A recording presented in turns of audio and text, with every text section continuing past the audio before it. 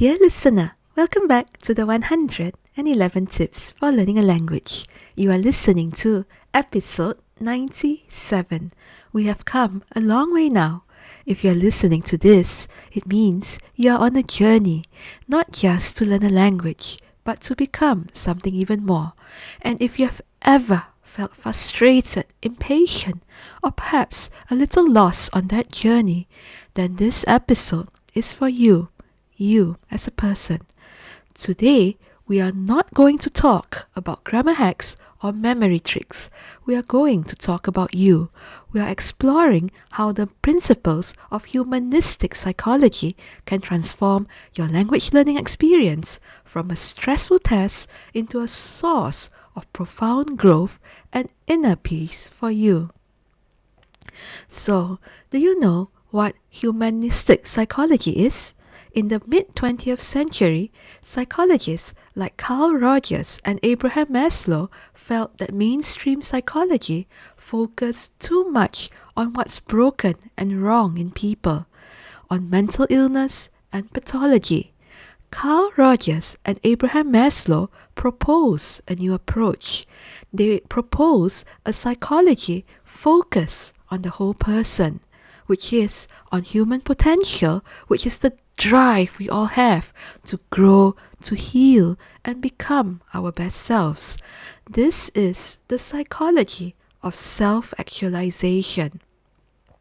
At its heart are a few beautiful, simple ideas. First and foremost is the actualizing tendency. We all have an innate driving force to grow, to develop, and to realize our potential. A seed has everything it needs to become a tree. It just needs the right conditions.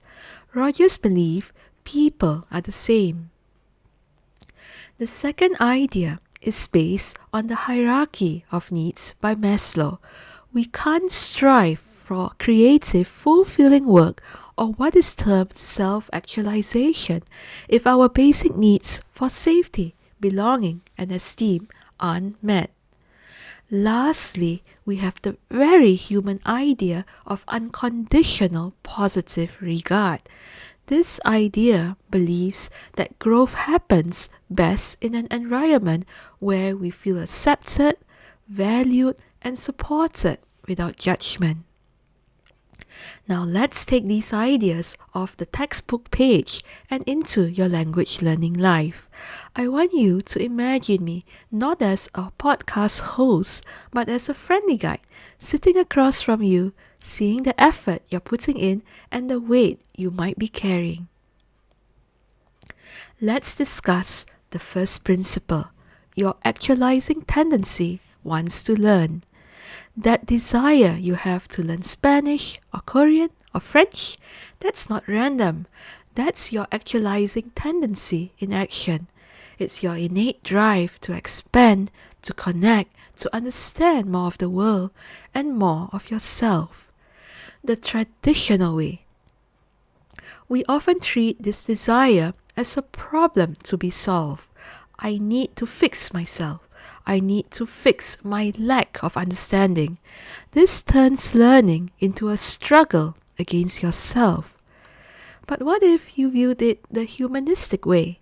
Trust that this desire is natural and healthy.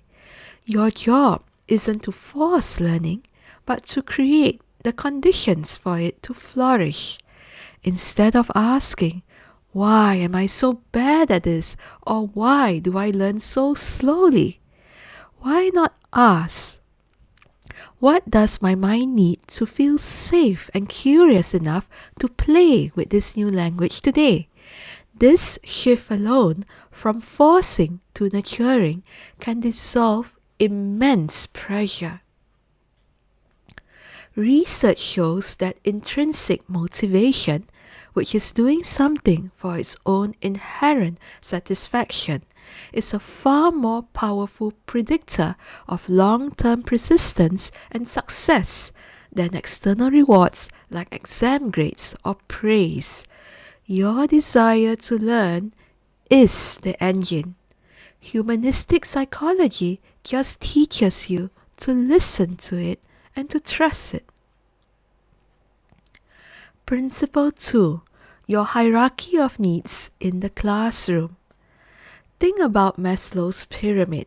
Can you really be expected to master the subjective mood if you're feeling anxious, insecure, or afraid of looking foolish? Of course not. Your brain's primary job is safety, not verb conjugations. The affective filter. Linguist Stephen Krashen proposed a theory that perfectly aligns with this.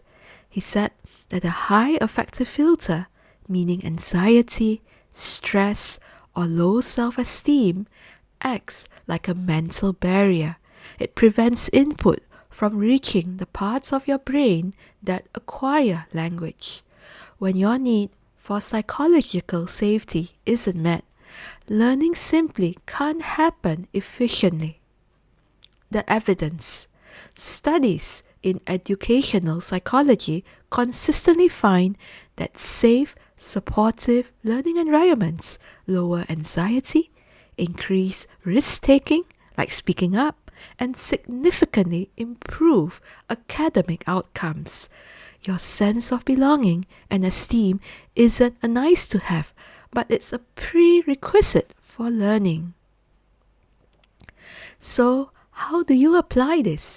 Be your own compassionate guardian. If you are feeling stress, don't power through with grim determination.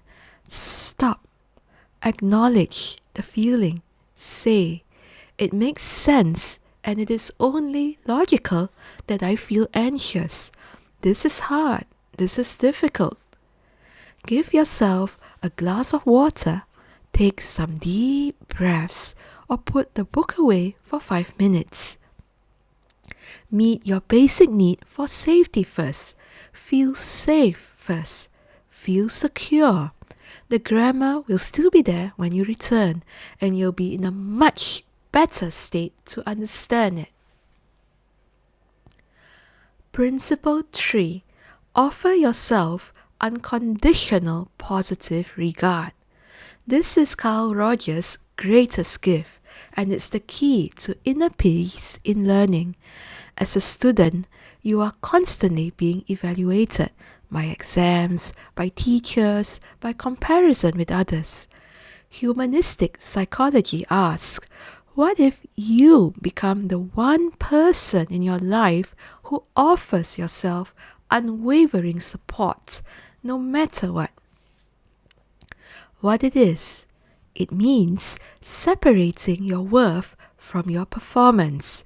Making a mistake does not make you a bad language learner. It makes you a learner, period. It means congratulating yourself for the courage to try, regardless of the outcome.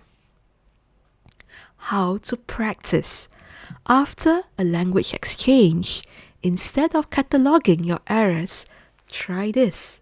I am so proud of myself for showing up and trying. I communicated. That was brave. Now, this isn't delusional. It's strategic. It lowers your affective filter and makes you more resilient and likely to try again the next time. This self-compassion isn't weak. It's wise. Research by Dr. Kristin Neff has shown that self-compassion is strongly associated with greater emotional resilience, lower anxiety, and a more sustainable growth mindset. When you stop beating yourself up for being a beginner, you free up all that mental energy for actual learning. Bringing it all together. The path to peace. Learning a language humanistically means trusting your innate desire to learn, prioritizing your emotional safety as a non-negotiable part of the process, and lastly, supporting yourself with the same kindness you offer to a dear friend. When you do this, something amazing happens. The goal slowly shifts from achieving fluency to just enjoying the process of becoming. And in that shift, you achieve peace. You find peace. You stop fighting yourself. The language stops being a mountain to conquer and becomes a landscape to explore. You are not a machine to be programmed with vocabulary. You are a super sedan which starts slow and steady. You are a whole person, mind, heart, and spirit, on a journey of growth. Honor that. Nurture that. The language will come, I promise, and you'll enjoy the journey so much more. Until the next time, be gentle with yourself. You're doing beautifully. Namaste.